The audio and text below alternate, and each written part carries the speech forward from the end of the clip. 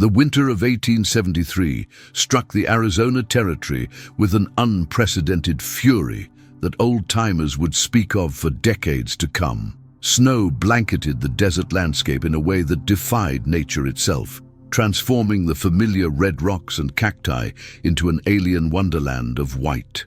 The storm had been raging for 3 days straight, and Thomas McKenna stood at the frost-covered window of his modest ranch house, watching the relentless snowfall with growing concern.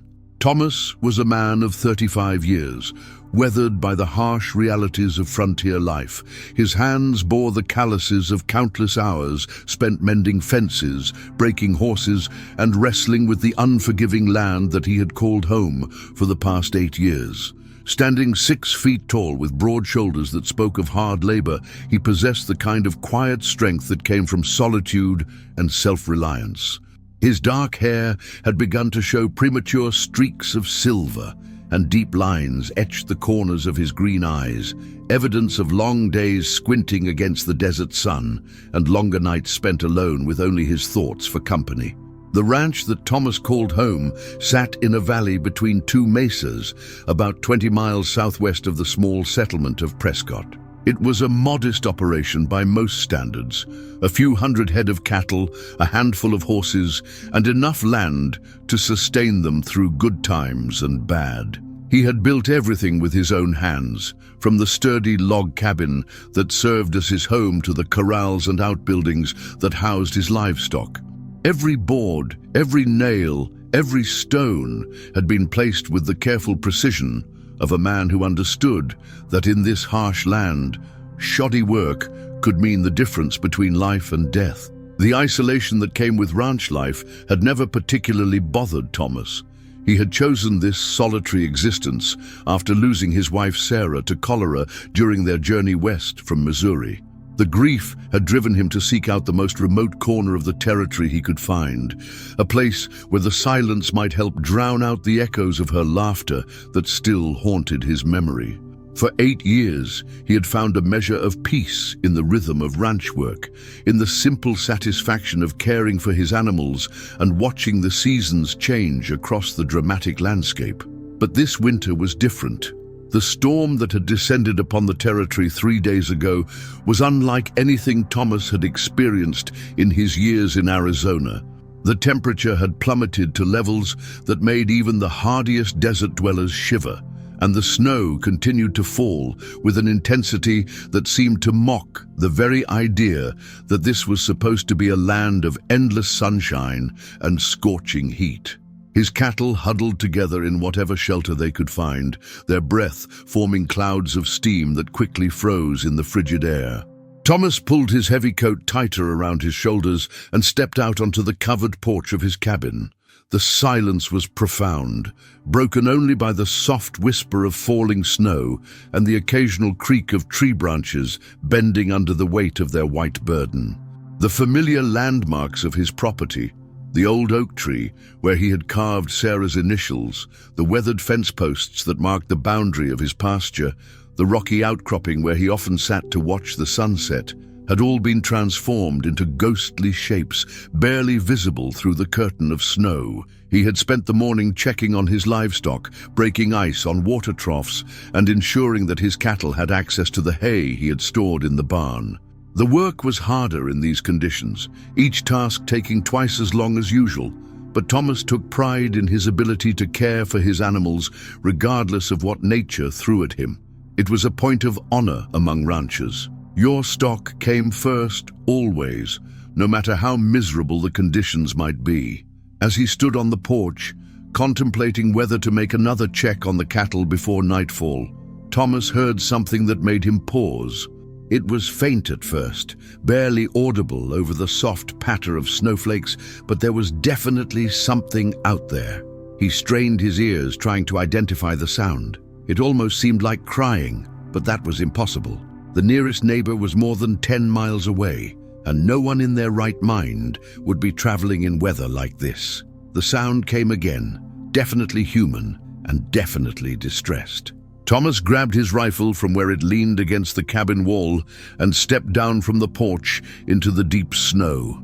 Each step sank nearly to his knees, making progress slow and difficult, but he pressed on, following the direction from which the sound seemed to be coming.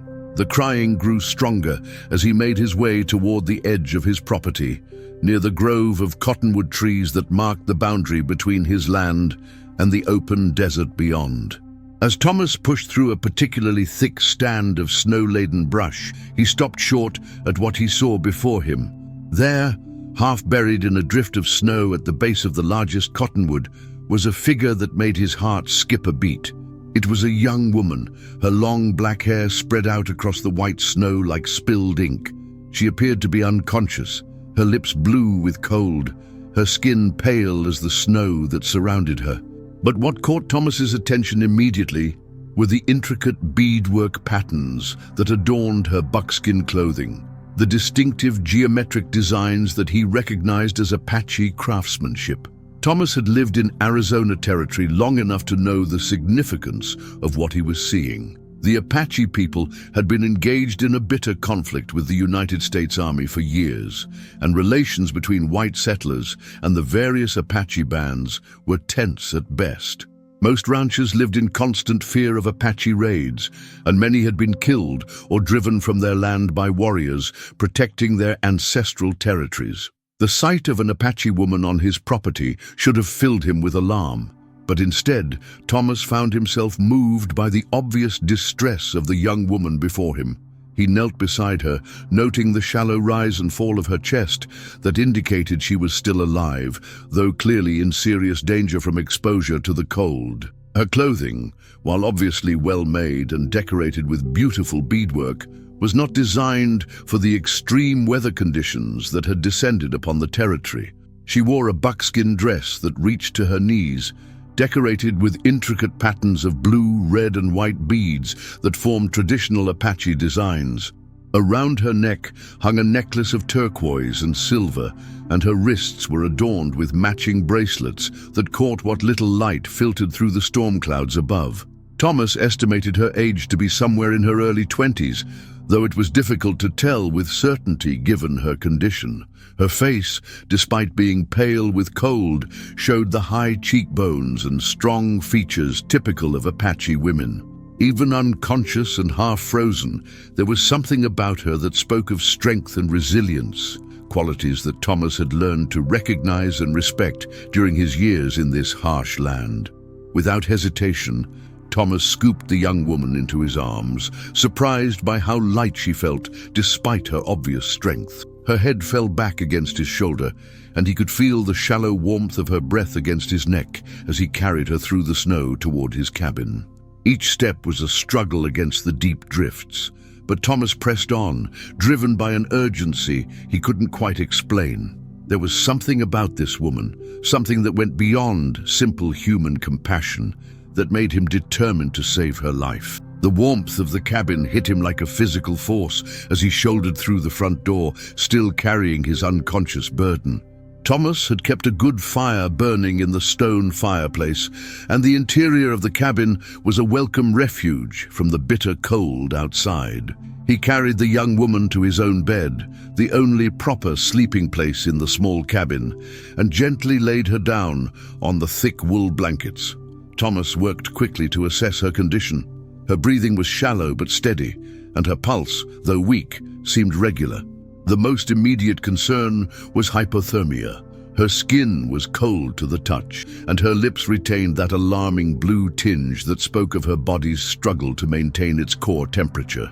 He knew from experience that warming someone in her condition had to be done gradually and carefully, lest the shock of sudden heat cause more harm than good. He built up the fire in the fireplace until the cabin was filled with warmth, then set about the delicate task of warming his unexpected guest. Thomas had never been married to anyone but Sarah, and the intimacy required to properly treat someone suffering from exposure made him deeply uncomfortable. However, he was a practical man who understood that modesty was a luxury that could not be afforded when someone's life hung in the balance. Working with the clinical detachment that came from years of caring for injured animals, Thomas carefully removed the woman's wet clothing and wrapped her in dry blankets warmed by the fire. He heated water on his wood-burning stove and used warm, damp cloths to gradually restore circulation to her extremities. All the while, he couldn't help but notice the craftsmanship of her beadwork and the obvious care that had gone into creating her clothing.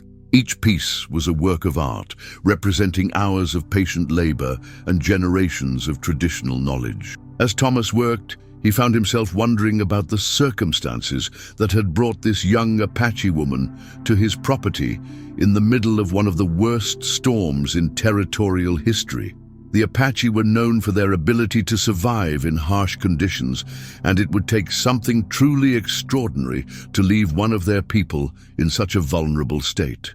The nearest Apache reservation was more than 50 miles away, and the terrain between here and there was treacherous even in good weather. The more he thought about it, the more questions arose in Thomas's mind. Was she alone, or were there others somewhere out in the storm? Had she been traveling when the weather turned, or had she been fleeing from something? The recent tensions between the Apache and the territorial authorities had resulted in numerous conflicts, and Thomas knew that many Apache families had been displaced from their traditional lands. Perhaps she was a refugee from one of these conflicts, separated from her people and caught unprepared by the sudden storm. After what felt like hours of careful attention, Thomas finally saw signs of improvement in his patient's condition. Her breathing had deepened and become more regular. The blue tinge had faded from her lips, and her skin had begun to warm to the touch. He settled into a chair beside the bed to maintain his vigil, adding wood to the fire periodically and checking on her condition. The storm continued to rage outside, the wind howling around the cabin like a living thing, but inside the small space felt cozy and secure. As the night wore on, Thomas found himself studying the face of the young woman he had rescued. Even in unconsciousness, her features spoke of intelligence and determination. There was something almost regal about her bearing, even lying helpless in his bed, that suggested she was accustomed to respect and authority within her community. The quality of her clothing and jewelry also indicated that she was not some common refugee, but rather someone of importance among her people. It was well past midnight when the young woman finally stirred. Thomas, who had been dozing in his chair, immediately came alert as she began to move restlessly under the blankets. Her eyelids fluttered, and she made small sounds of distress that suggested she was beginning to regain consciousness. Thomas leaned forward, speaking softly so as not to startle her. "Easy now," he said, his voice gentle but firm. "You're safe. You're in my cabin, and you're going to be all right." The young woman's eyes snapped open, revealing dark irises that seemed to take in everything about her surroundings in an instant. Thomas could see the moment when full awareness returned to her. The slight tensing of her muscles, the quick glance around the unfamiliar room, the careful assessment of the man sitting beside her bed. He held very still, keeping his hands visible and his posture non-threatening, understanding that she would likely be frightened and confused. For a long moment, they simply looked at each other across the small space between the bed and the chair. Thomas could see intelligence and wariness in her dark eyes, along with something else, a kind of resigned sadness that spoke of recent loss or trauma. She seemed to be evaluating him, trying to determine whether he represented safety or danger. Thomas waited patiently, allowing her to make the first move. When she finally spoke, her voice was weak but clear, and the words she uttered would stay with Thomas for the rest of his life. Speaking in accented but perfectly understandable English, she said, "The spirits told me you would come. They said the man with the kind eyes would save me when all seemed lost." Thomas felt a chill that had nothing to do with the winter storm raging outside. There was something in her voice, something in the way she looked at him, that suggested this meeting was not the random accident he had assumed it to be. The young woman continued to study his face with an intensity that made him uncomfortable, as if she were searching for confirmation of something she already knew to be true. "Who are you?" Thomas asked, his voice barely above a whisper. "How did you come to be on my land in weather like this?" The young woman struggled to sit up, and Thomas moved to help her, adjusting the pillows behind her back so she could be more comfortable. She accepted his assistance without protest, which he took as a positive sign. When she was settled, she looked directly into his eyes and spoke words that would haunt Thomas's dreams for months to come. "My name is Ayana," she said, the Apache word rolling off her tongue like music. "It means eternal blossom in the language of my people. I am the daughter of Chief Nal Nish of the Chiricahua band, and I've been searching for you for many moons." Thomas felt the world shift beneath him like sand in a windstorm. "Searching for me? But that's impossible. I don't know you, and I've never had any contact with your people. How could you even know I existed?" Ayana's lips curved in the faintest suggestion of a smile, though her eyes remained serious. "The spirits speak to those who know how to listen, and they have been speaking of you for some time. They told my grandmother, who was a medicine woman of great power, about a man with green eyes who lived alone in the valley between the twin mesas. They said this man carried great sadness in his heart, but also great kindness, and that he would play an important role in the future of both our peoples." Thomas shook his head, struggling to process what he was hearing. "I don't understand. What role could I possibly play in anything? I'm just a rancher, trying to make a living in the middle of nowhere. I don't have anything to do with the conflicts between your people and the army." "That is exactly why you are important," Ayana replied, her voice growing stronger as she spoke. "You are outside the web of hatred and violence that has consumed so many.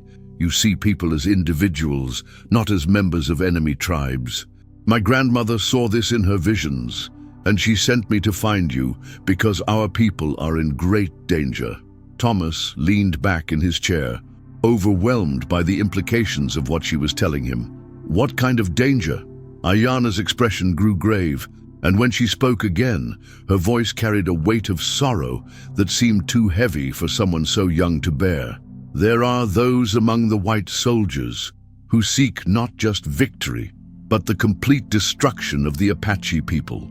They are planning something terrible, something that will mean the end of our way of life forever. My grandmother's visions showed her that only through the help of a white man who stands apart from the conflict can this catastrophe be prevented." The wind outside seemed to grow even more fierce, rattling the windows of the cabin and sending eddies of snow down the chimney that hissed and steamed as they hit the fire. Thomas stared into the flames, trying to make sense of everything he had just heard. Part of him wanted to dismiss it all as the delirious ramblings of a woman who had nearly died from exposure, but there was something about Ayana's manner, something about the conviction in her voice that made it impossible to ignore. "Even if what you're saying is true," Thomas said finally, "I don't see how I could help. I have no influence with the army or the territorial government. I'm nobody special, just a man trying to get by." Ayana reached out and placed her hand on his arm, and Thomas was surprised by the strength of her grip. "You are more than you know, Thomas McKenna. The spirits do not make mistakes in their choices. They have brought us together for a reason, and in time, that reason will become clear." Thomas startled at the sound of his own name on her lips. "How do you know my name? I never told you." "The spirits told my grandmother many things," Ayana replied, with that same mysterious smile. "They told her about the woman you lost, about the grief that drove you to this remote place, about the kindness that still lives in your heart despite all the pain you have endured. They told her that you would be the key to preventing a great tragedy, but only if you choose to act when the time comes." The fire crackled and popped in the silence that followed, casting dancing shadows on the walls of the cabin. Thomas found himself studying Ayana's face in the flickering light, noting the strength and intelligence that shone in her dark eyes. Despite her youth, there was something about her that commanded respect, a quiet authority that spoke of noble birth and careful training in leadership. "Tell me about this danger your people are facing," Thomas said finally.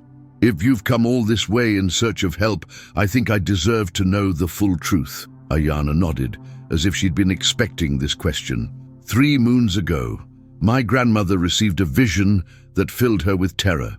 She saw soldiers coming to our lands, but not to fight, to destroy. She saw our holy places desecrated, our women and children driven from their homes, our warriors forced to choose between death and surrender to a fate worse than death. She saw the end of the Apache people as a free nation. Thomas felt a chill of premonition run down his spine. What exactly did she see? She saw a man with silver eagles on his shoulders, what you call a colonel, making plans with other white leaders. They spoke of a final solution to the Apache problem, something they called total pacification. They were not content with defeating us in battle. They wanted to break our spirits entirely, to force us onto reservations where we would slowly die of despair and disease. Thomas knew enough about military history to understand that such tactics were not unheard of. The systematic destruction of a people's culture and way of life had been used as a weapon of conquest throughout history, and the American frontier had seen its share of such brutalities. The thought that such a plan might be in motion against Ayana's people filled him with a deep sense of unease. "But surely your warriors could defend themselves," Thomas said. "The Apache are known throughout the territory for their fighting skills." Ayana shook her head sadly. "We are skilled fighters, it is true, but we are few, and they are many. More importantly, they have weapons and resources that we cannot match." But the vision showed my grandmother something else, something that gave her hope. What was that? She saw a white man standing between the soldiers and our people, speaking words that turned away their wrath. She saw this man helping us find a path to survival that did not require the sacrifice of everything we hold sacred. When she described this man to me, I knew immediately that it was you. Thomas stood up abruptly, pacing to the window where he stared out at the storm. The implications of what Ayana was telling him were staggering. If her grandmother's visions were accurate, he was being asked to involve himself in a conflict that could cost him everything: his ranch, his livelihood, possibly even his life. And yet, as he looked back at the young woman in his bed, he found it difficult to simply dismiss her words as fantasy. "Why should I believe any of this?" he asked, though his tone lacked conviction. "Visions and spirits. It all sounds like superstition to me." Ayana studied him for a long moment before speaking. "Because in your heart, you already know it is true. You feel it, just as I felt it when I first saw you. There is a connection between us that goes beyond chance or coincidence. The spirits have woven our fates together for a purpose." Thomas wanted to argue, wanted to find logical reasons to reject everything she was telling him, but he found himself unable to do so. There was indeed something about their meeting that felt destined, something that went beyond the simple coincidence of him finding her in the storm. From the moment he had first seen her lying in the snow, he had felt a pull toward her that he couldn't explain. Not romantic attraction, though he could not deny that she was beautiful, but something deeper and more mysterious. "Even if I accepted everything you've told me," Thomas said, "I still don't understand what you expect me to do. How could one man make a difference in something so large?" "My grandmother's vision did not show her the details of how it would happen," Ayana admitted. "She saw only the outcome, that through your actions, a path would be opened that would save many lives. Perhaps you will speak to the right person at the right time, or perhaps you will be in the right place when a crucial decision is made. The spirits work in ways that we cannot always understand." Thomas returned to his chair, settling back into it with a heavy sigh. "This is all very difficult to believe. You're asking me to uproot my entire life based on the visions of a woman I've never met, to involve myself in a conflict that could get me killed. I am not asking you to decide tonight," Ayana said gently. "I am simply asking you to keep your heart and mind open to the possibility that there is more to life than what we can see with our eyes. My grandmother always said that the most important truths are often the ones that we feel rather than think." The conversation was interrupted by a sudden change in the sound of the wind outside. The howling that had been constant throughout the evening began to diminish, and Thomas could see through the window that the snow was finally beginning to ease. The storm that had raged for 3 days was finally showing signs of breaking. "The weather is clearing," Thomas observed. "When morning comes, you'll be able to travel again." Ayana nodded, but he thought he saw a shadow of sadness cross her face. "Yes, I suppose I will." "Where will you go?" Thomas asked, surprised by how much the question concerned him. "Back to my people, to tell them what I have learned. Whether you believe in my grandmother's vision or not, I have accomplished what I came here to do. I have found you, and I have planted the seed of possibility in your mind.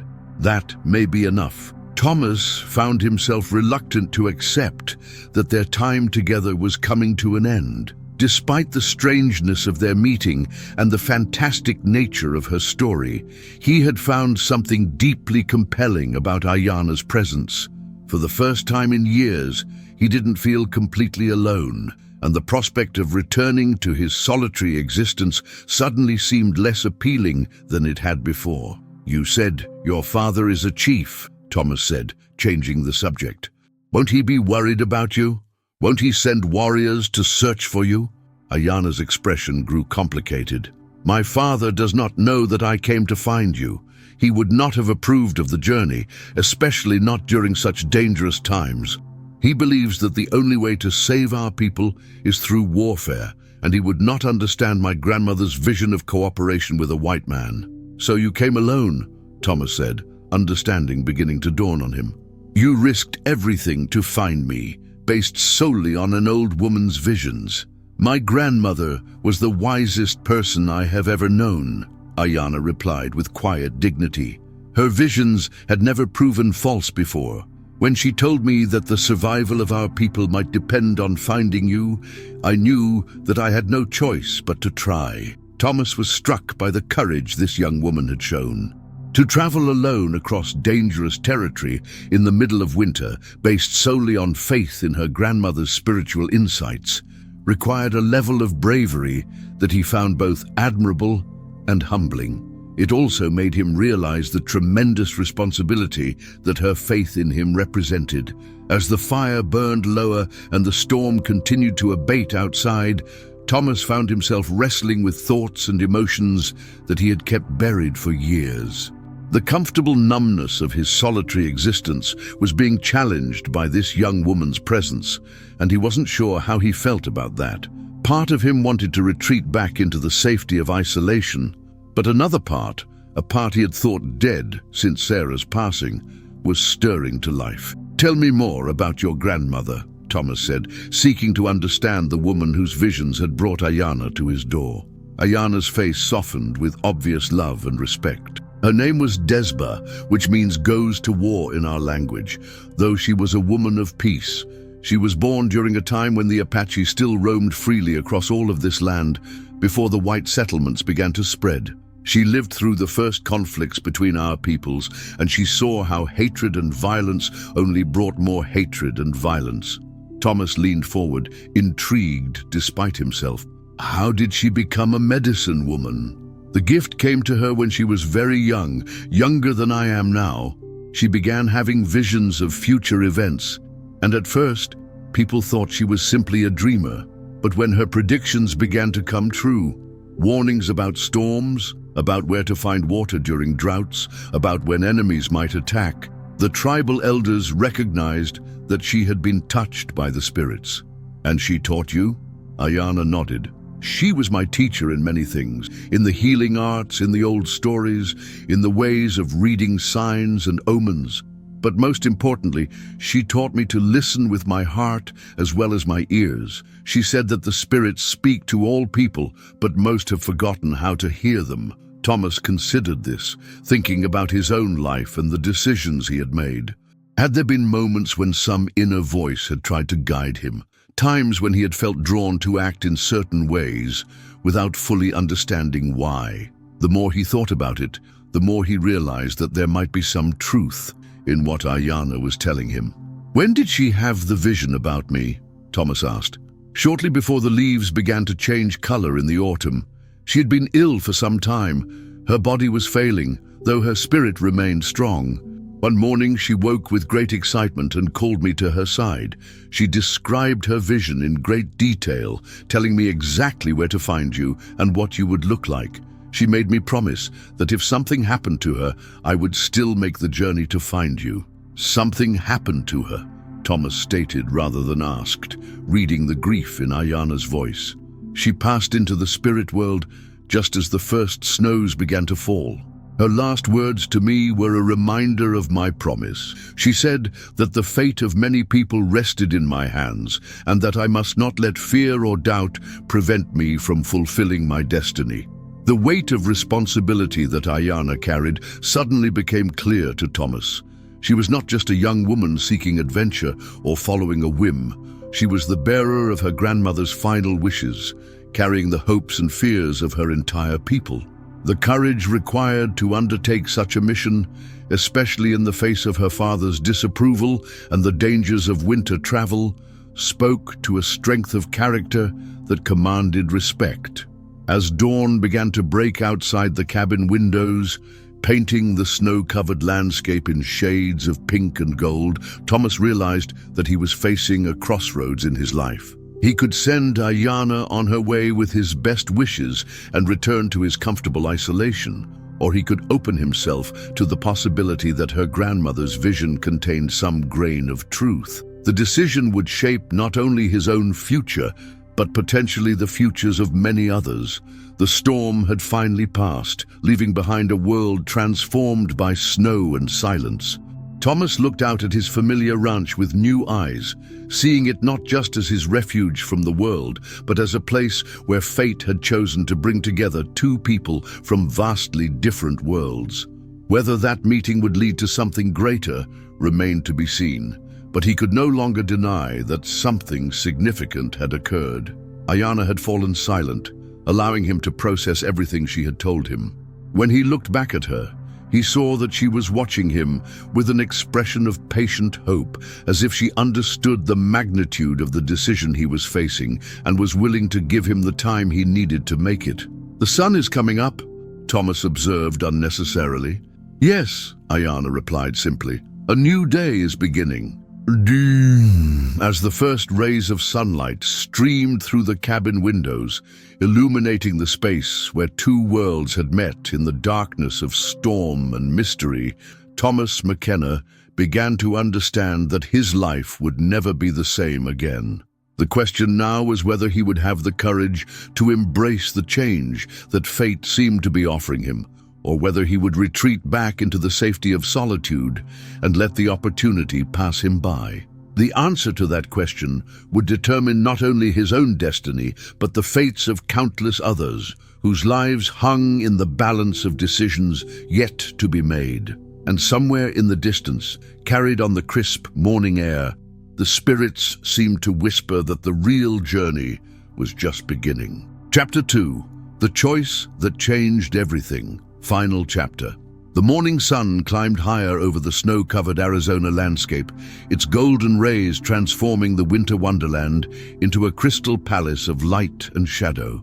Thomas McKenna stood on his porch, watching as Ayana prepared to leave his ranch and return to her people. She had borrowed some of his warmer clothing, a heavy wool coat that dwarfed her slender frame and leather boots that were too large for her feet but would protect her from the cold better than her traditional moccasins. The night had changed something fundamental in Thomas.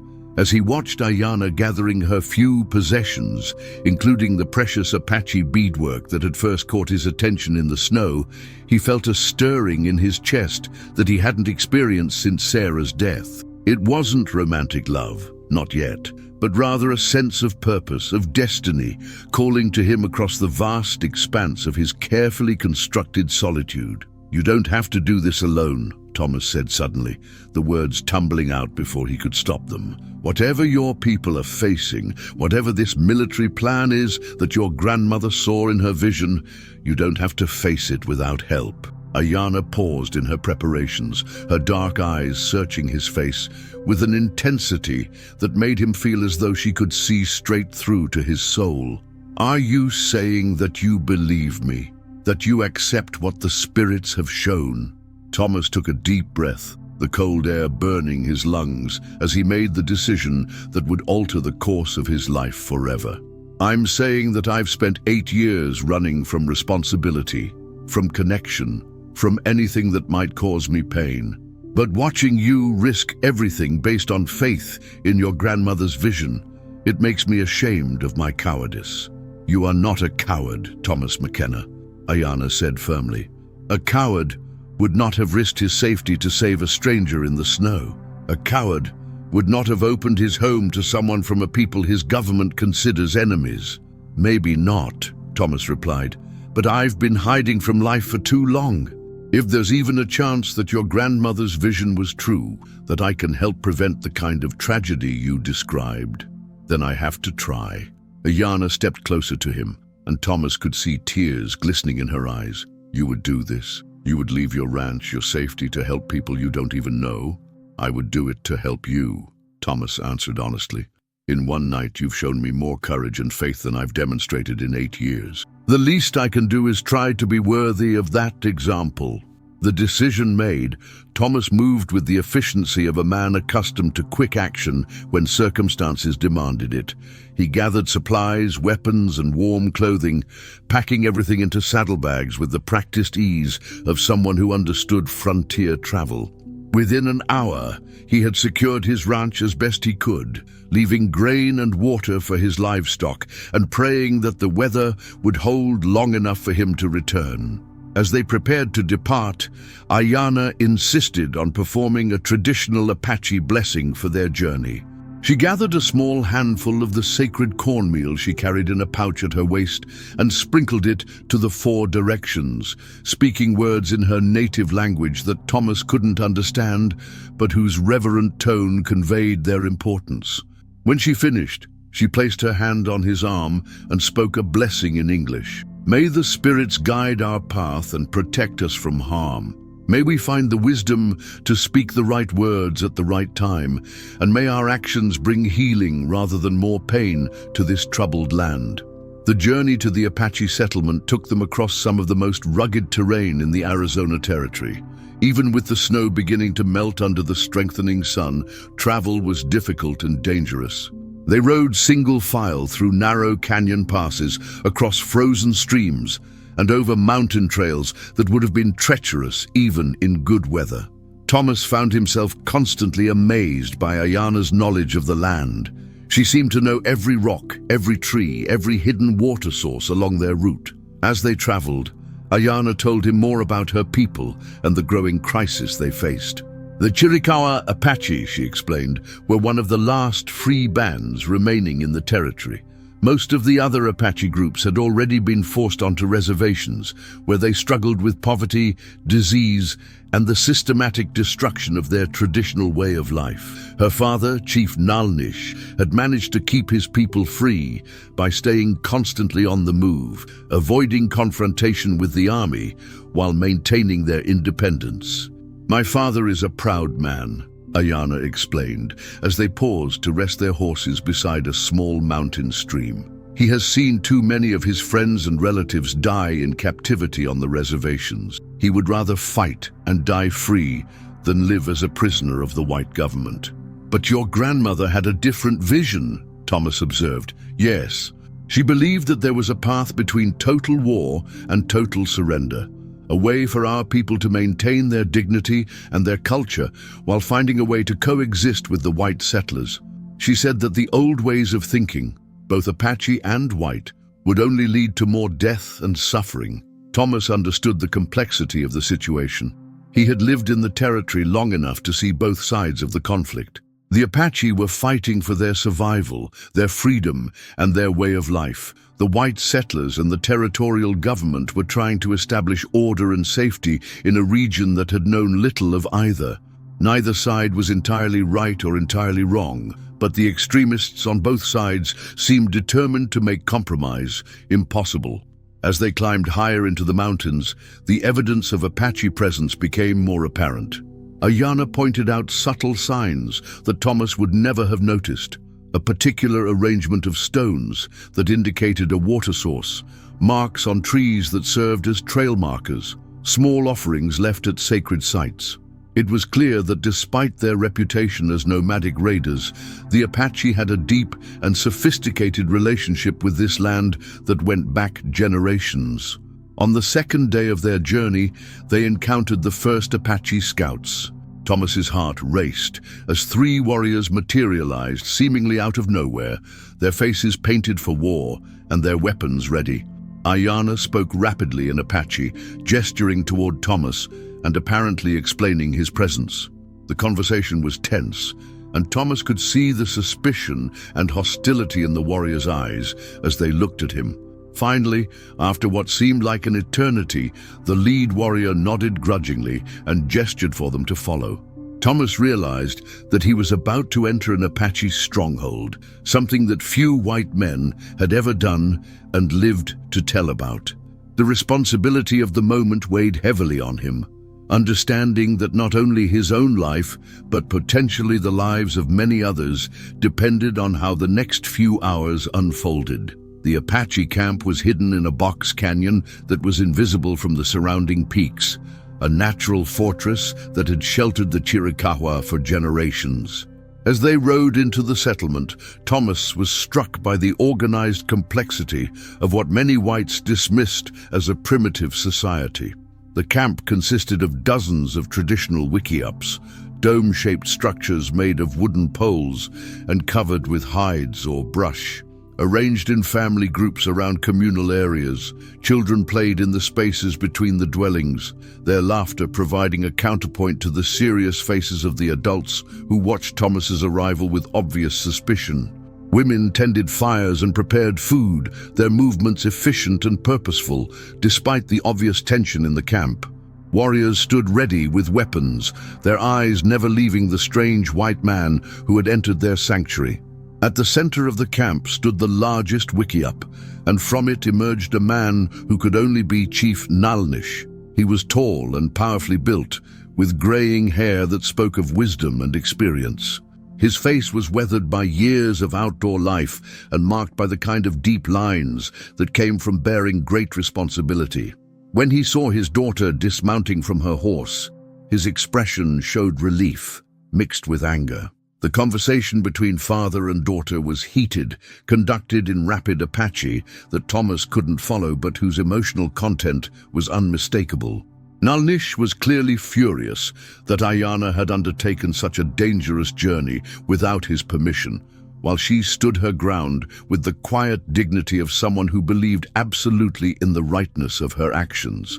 Finally, Nalnish turned his attention to Thomas, studying him with the keen eyes of a man accustomed to reading character and intention.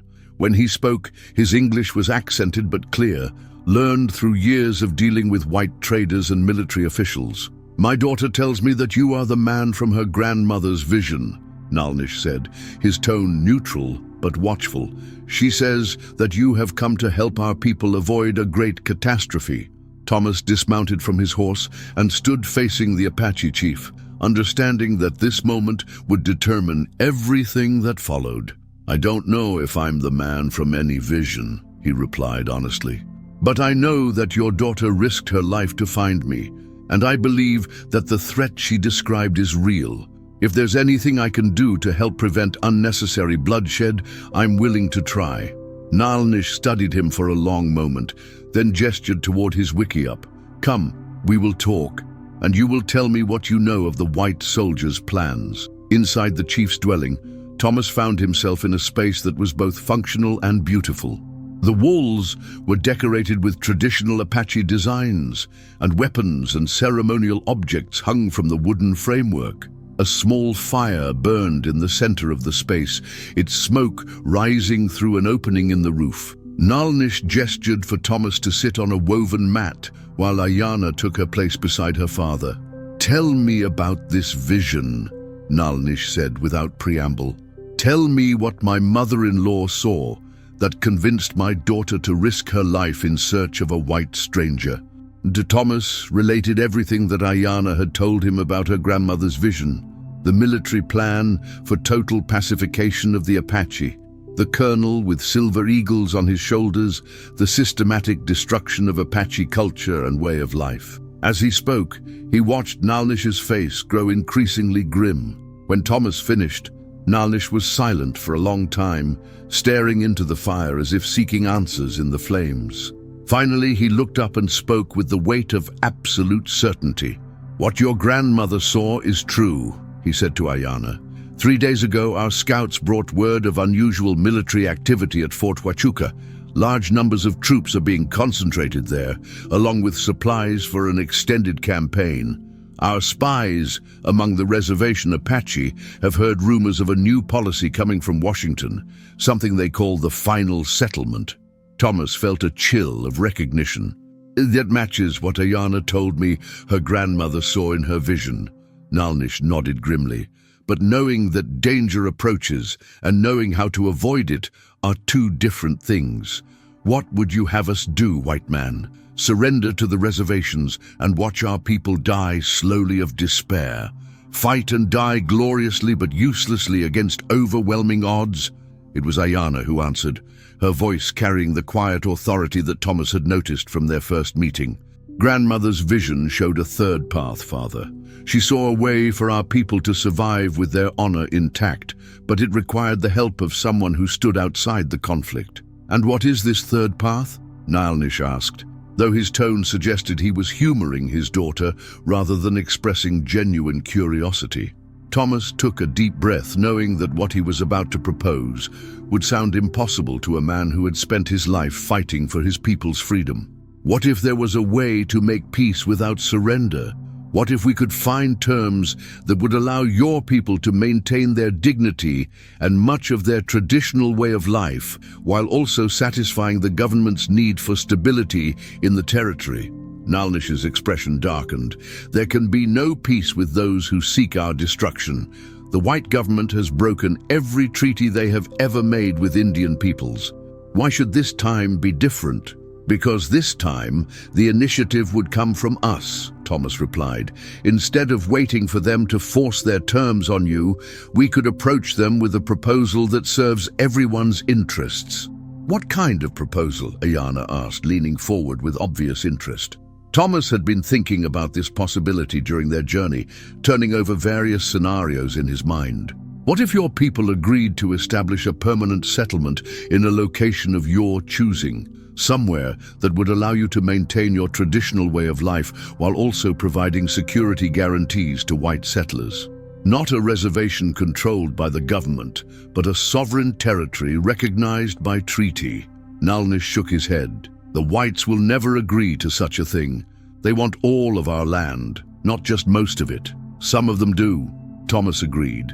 But there are others, businessmen, politicians, even some military officers who are tired of the constant warfare and its enormous cost.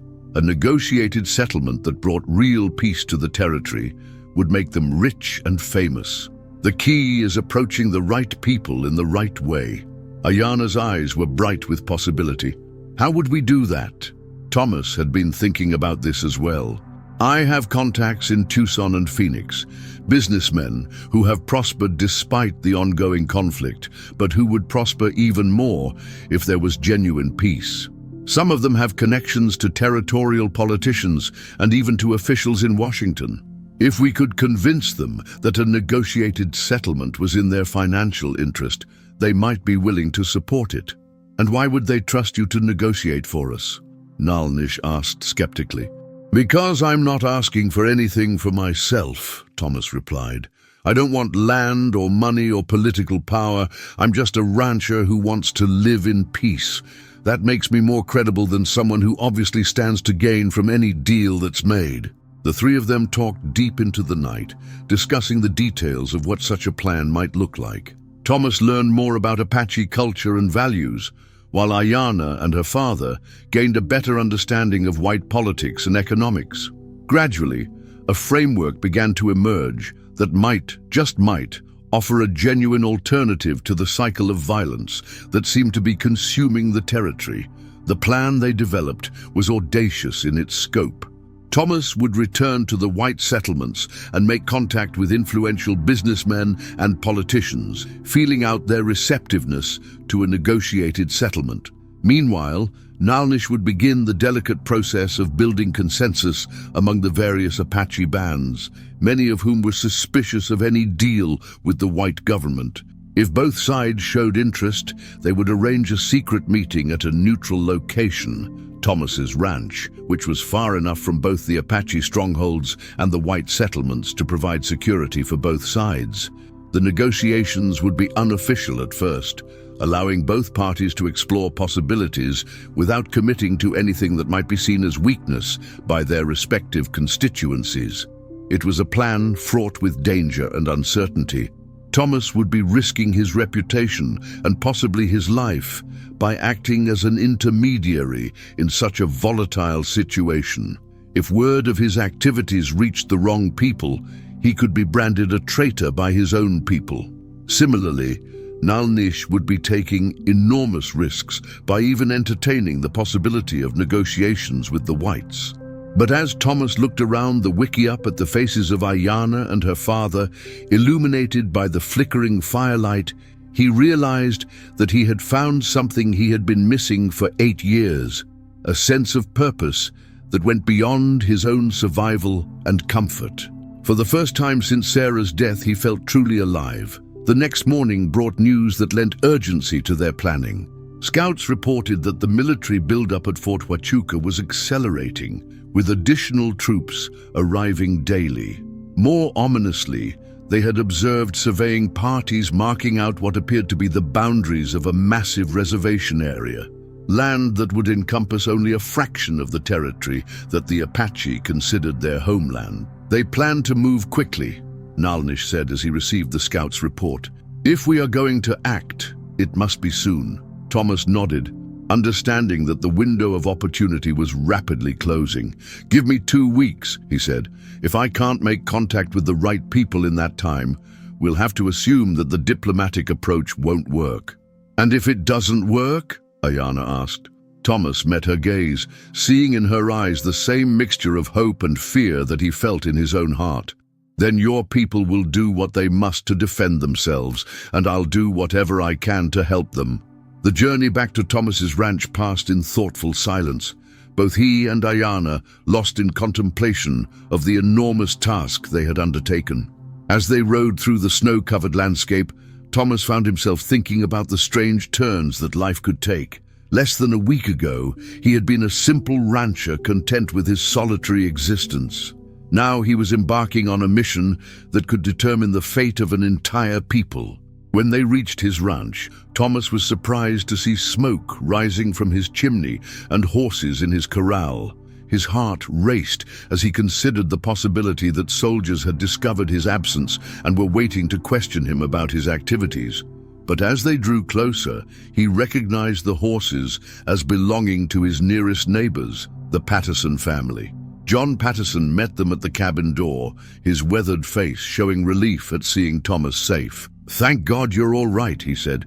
"When we saw all this snow and couldn't raise any smoke from your chimney, we figured we better check on you." Thomas introduced Ayana simply as a traveler who'd been caught in the storm, and Patterson accepted the explanation without question. The frontier code of hospitality demanded that anyone in distress be offered aid, regardless of their background. Patterson's wife Martha had prepared a hot meal and had been keeping it warm in case Thomas returned. As they shared the meal, Thomas learned that the storm had caused significant damage throughout the territory. Several ranchers had lost livestock, and there were reports of travelers caught in the open who might not have survived.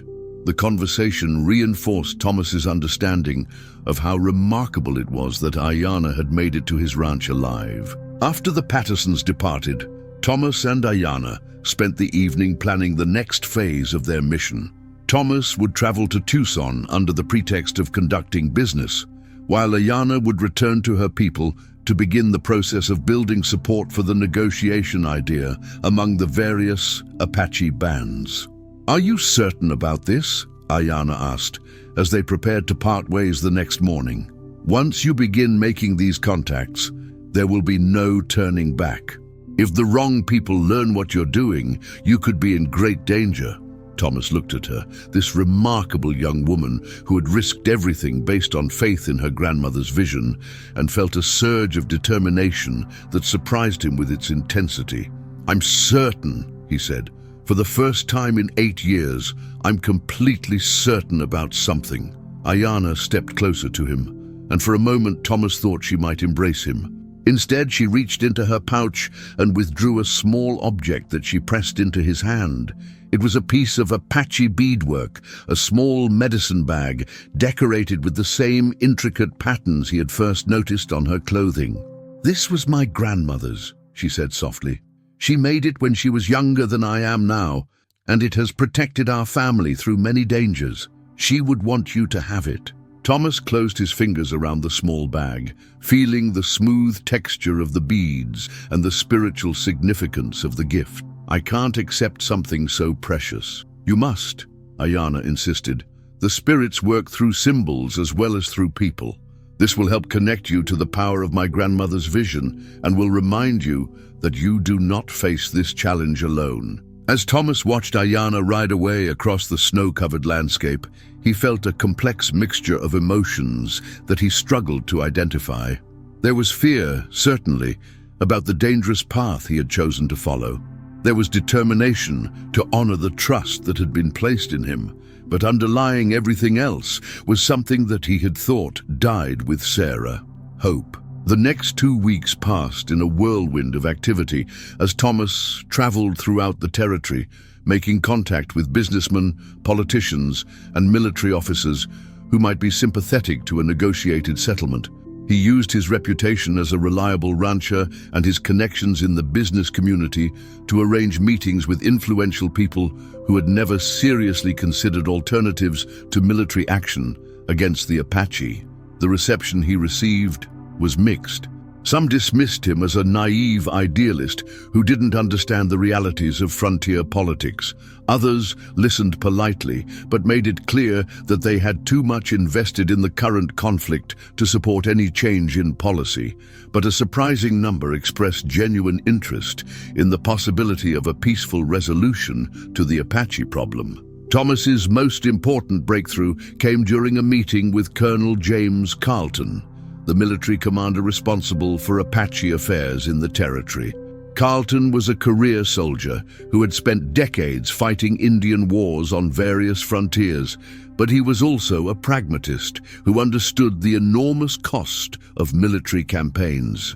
"The truth is, McKenna," Carleton said during their private meeting in his Tucson office, "we're reaching the point where continued warfare is becoming counterproductive. The Apache are formidable fighters, and every campaign against them costs the government more money than Congress wants to spend. If there was a way to achieve our objectives through negotiation rather than force, there are people in Washington who would be very interested." "What exactly are your objectives?" Thomas asked carefully. Carleton leaned back in his chair, studying Thomas with the sharp eyes of a man accustomed to reading people's intentions. "Stability," he said finally. "An end to the raids that terrorize settlers and disrupt commerce. A guarantee that the Apache will not interfere with railroad construction or mining operations. Beyond that, we have no particular interest in destroying their culture or forcing them to live like white people." This was exactly what Thomas had hoped to hear. If the military's primary concern was security rather than cultural domination, there might indeed be room for the kind of compromise that Ayana's grandmother had envisioned. "What if I told you that there might be a way to achieve all of those objectives without a costly military campaign?" Thomas asked. Carleton raised an eyebrow. "I'd say you have my attention." Thomas spent the next hour outlining the framework that he, Ayana, and Chief Nalnish had developed. He was careful to present it as a hypothetical scenario rather than an actual proposal, not wanting to reveal his specific connections to the Apache leadership. Carleton listened without interruption, occasionally asking pointed questions that demonstrated his thorough understanding of both military and political realities. When Thomas finished, Carleton was silent for several minutes, obviously weighing the possibilities and risks involved. Finally, He leaned forward and spoke with the kind of authority that came from years of command responsibility. "What you're describing would require approval from the highest levels of government," he said. "But if, and I emphasize if, such a proposal were to be presented through official channels with proper guarantees and safeguards, there are people who would take it seriously." "What kind of guarantees and safeguards?" Thomas asked. "Assurance that the Apache leadership genuinely represents all the major bands in the region, a clear understanding of territorial boundaries and resource rights, mechanisms for resolving disputes that might arise in the future, and most importantly, evidence that the Apache negotiators have the authority to make binding commitments on behalf of their people." These were exactly the kinds of details that would need to be worked out if the negotiation approach was to succeed. Thomas left the meeting with Carlton feeling more optimistic than he had since the beginning of his mission. If a career military officer was willing to consider peaceful alternatives, there was real hope that a broader consensus could be built.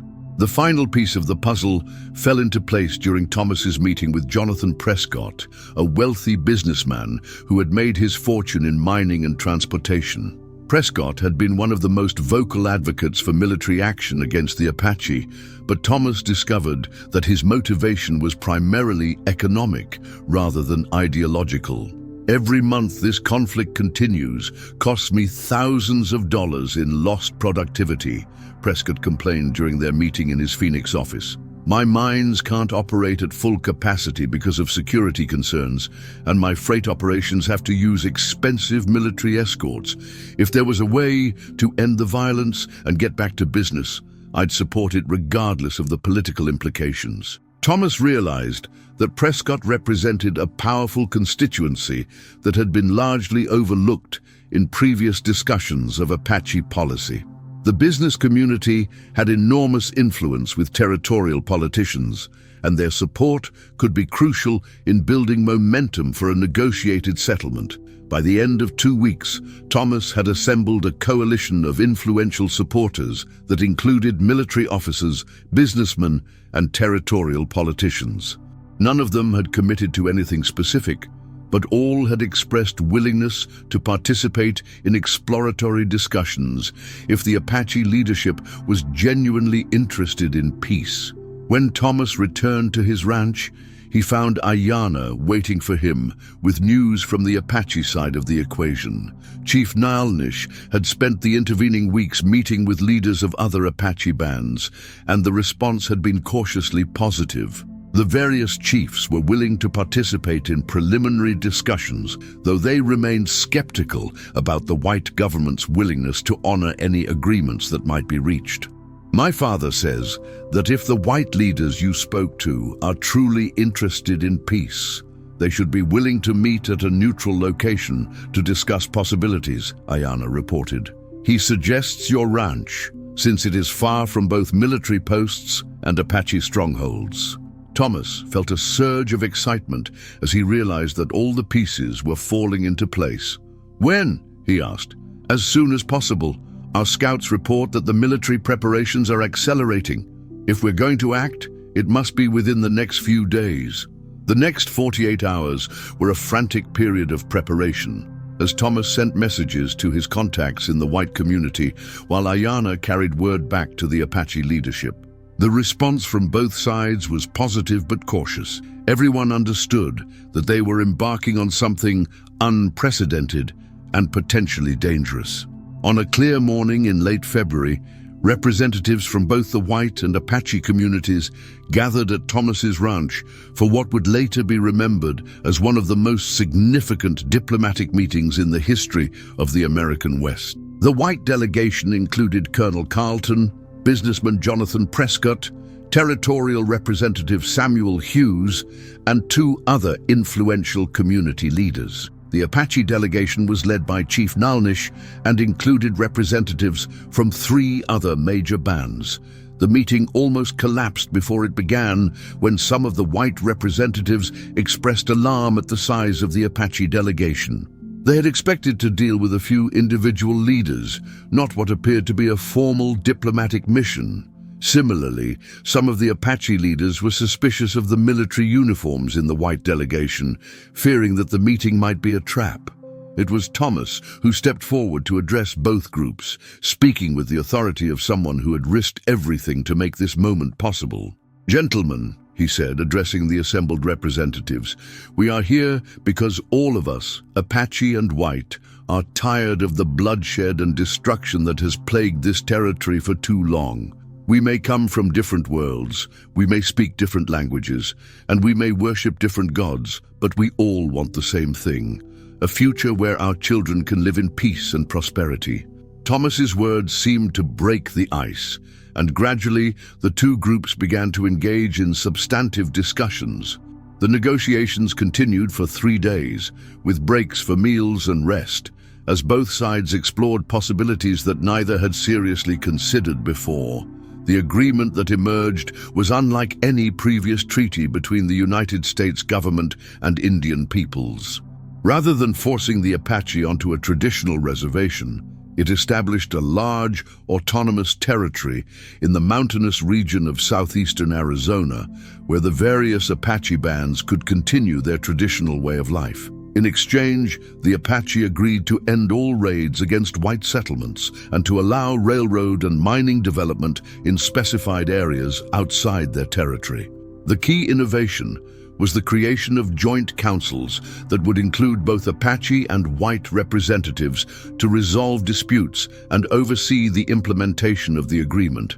This gave both sides a voice in decisions that affected them while providing mechanisms for peaceful resolution of conflicts. Perhaps most importantly, the agreement included specific provisions for cultural preservation and education. Apache children would be educated in schools that taught both traditional Apache knowledge and the skills they would need to interact with the broader American society. The Apache language and religious practices would be protected, and sacred sites would remain under Apache control. When the negotiations concluded, there was a ceremony that combined elements of both Apache and white traditions. Chief Nalnish spoke words of blessing in his native language, while Colonel Carlton signed the preliminary agreement on behalf of the territorial government. Thomas, as the facilitator who had made the meeting possible, was asked to add his signature as a witness to the historic document.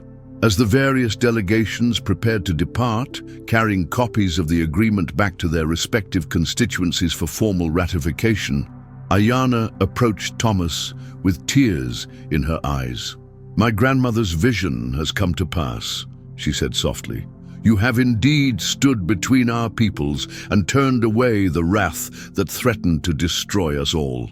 Thomas looked at her. This remarkable young woman whose courage and faith had set in motion events that would change the course of history for thousands of people.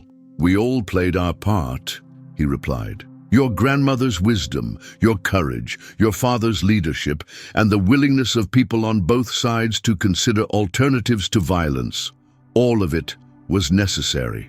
"What will you do now?" Ayana asked. "You could return to your solitary life, or you could become part of something larger." Thomas considered the question, thinking about the ranch that had been his refuge for 8 years and the new possibilities that were opening before him. The agreement they had negotiated would require ongoing oversight and implementation, and there would undoubtedly be challenges and setbacks along the way. Both the Apache and white communities would need people they trusted to help bridge the cultural gaps and resolve disputes. "I think my grandmother would have said that some things are written in the stars," Thomas replied, echoing something Ayana had told him during their first conversation. "Perhaps this was always meant to be my path." 6 months later, Thomas McKenna stood in the main street of a new settlement that had grown up at the boundary between the Apache territory and the white areas of Arizona. The town, which had been named Harmony in honor of the peace agreement, was unlike any other community in the American West. Apache and white families lived side by side, their children played together in the dusty streets, and businesses were owned and operated by people from both communities. Thomas had been appointed as the first administrator of the joint council that oversaw relations between the two communities. It was challenging work that required diplomacy, patience, and a deep understanding of both cultures, but it was also deeply fulfilling in a way that his solitary ranching life had never been. The peace agreement had been formally ratified by both the territorial government and the Apache tribal councils, and it had received cautious approval from officials in Washington who were relieved to find a solution to the costly Apache problem. There had been some opposition from extremists on both sides, white settlers who wanted all Indian peoples removed from the territory, and Apache warriors who distrusted any agreement with the white government. But the benefits of peace had quickly become apparent to the majority of people in both communities. As Thomas walked through the streets of Harmony, observing the daily interactions between Apache and white residents, he reflected on the extraordinary chain of events that had brought him to this point. A winter storm, a young woman nearly frozen in the snow, and an old Apache medicine woman's vision had combined to change not only his own life, but the lives of thousands of others. Ayana had become his closest collaborator in implementing the peace agreement, serving as a cultural liaison and translator who helped white settlers understand Apache customs while also helping her own people navigate the complexities of the modern world. Their working relationship had gradually deepened into something more personal, and Thomas found himself contemplating a future that he had never dared to imagine. The transformation in Thomas's own life was perhaps as remarkable as the broader changes he had helped bring about. The grief-stricken hermit who had hidden from the world for 8 years had become a respected leader, working to build bridges between communities that had been enemies. The loneliness that had driven him to the remote corners of the territory had been replaced by a sense of purpose and connection that filled his days with meaning. One evening, as Thomas and Ayana sat on the porch of his house in Harmony, watching the sun set over the desert landscape, she shared with him the final vision that her grandmother had experienced before her death. "She saw you and me sitting exactly like this," Ayana said softly, "watching the sun set over a land where Apache and white children played together without fear. She saw families from both our peoples sharing meals and celebrating festivals together. She saw a future where the wisdom of the Apache and the energy of the white settlers combined to create something new and beautiful." Thomas reached over and took her hand, marveling at how their intertwined fingers seemed to symbolize the larger joining of their two worlds. "Do you think she saw everything that would happen? The negotiations, the agreement, this town?" Ayana smiled, and in her expression Thomas could see the same mixture of wisdom and mystery that had first captivated him during that stormy night in his cabin. "I think she saw the most important thing, that love and understanding are stronger than fear and hatred, and that when people of good faith come together, even the most impossible problems can be solved." As the stars began to appear in the darkening sky above Harmony, Arizona, Thomas McKenna understood that his life had been forever changed by a young Apache woman with beads in her hair and a grandmother's vision in her heart. The lonely rancher who had found her in the snow had discovered something far more valuable than he had ever imagined, a purpose worth living for and a love worth fighting for. The whispered words that had changed his life had not been spoken in that first night when he rescued Ayana from the storm. They had been spoken gradually, through countless conversations and shared experiences, through the patient work of building trust between communities that had been enemies, and through the slow recognition that some bonds transcend the artificial boundaries that divide people. And in the years that followed, as Harmony grew and prospered, as Apache and white families continued to build a shared future in the high desert of Arizona, the story of the lonely rancher and the girl with Apache beads would be told and retold around countless campfires, a reminder that even in the darkest storms, the human capacity for hope, courage, and love could light the way to a better tomorrow.